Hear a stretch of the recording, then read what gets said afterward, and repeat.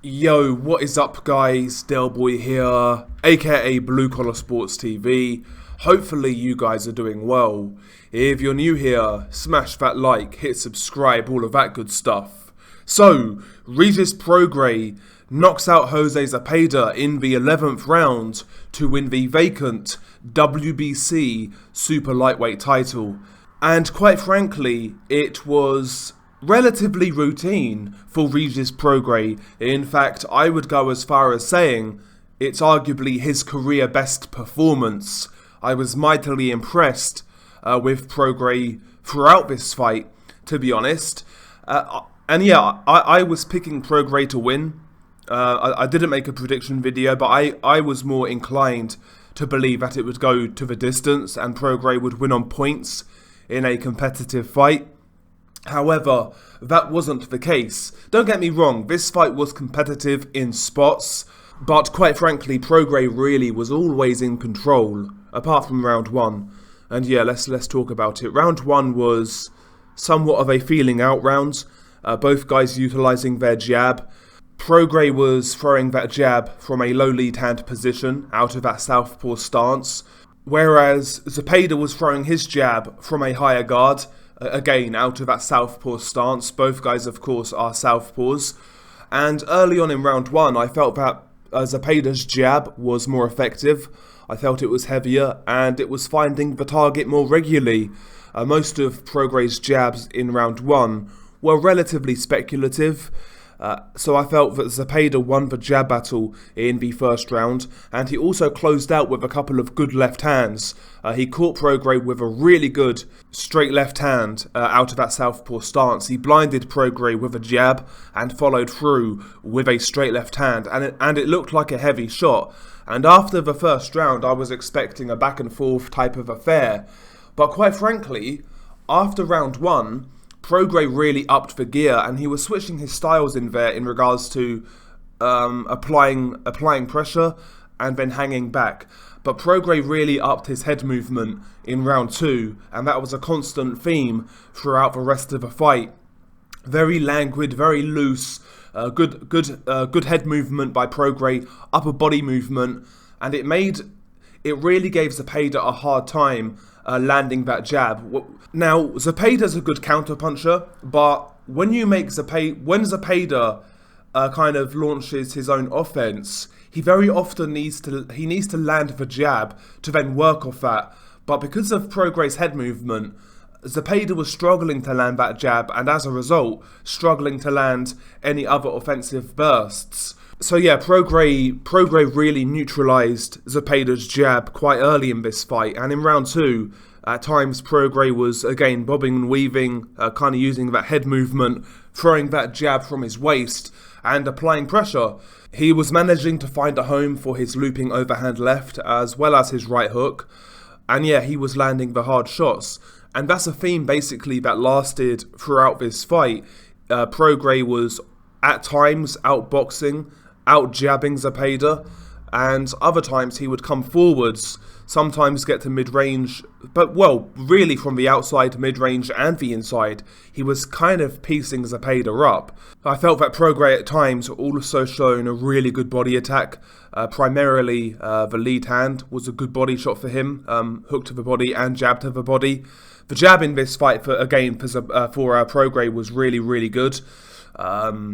It was a constant for him throughout this fight, and also as the fight played out, Zepeda was then starting to bite on the feints thrown by Prograis, because Prograis was catching him with pretty hard shots, and that made Zepeda bite on those feints even more so, because he was worried what was coming back, in my opinion.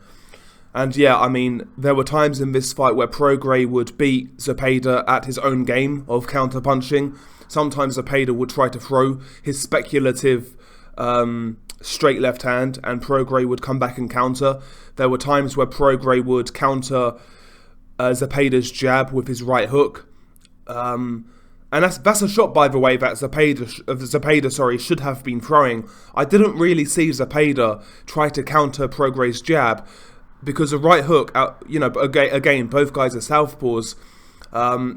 I think a counter right hook from Zepeda could have gave him some success in this fight, especially considering both guys are southpaws, and primarily Prograis was throwing his jab from a low lead hand position. So that counter right hook, I think Zepeda should have been trying to counter Prograis' jab, but it never really happened.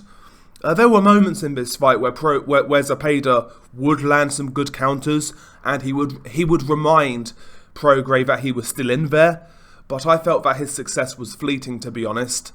I guess his best round after the first was round 10, where he actually managed to exchange with Prograis on a couple of occasions and landed a couple of really good straight left hands, and I think also a right hook.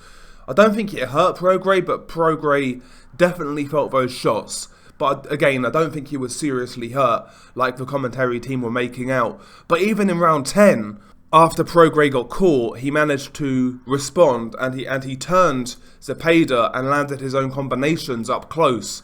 So, you know, even when Zepeda did have success, it would be immediately answered by Regis Prograis.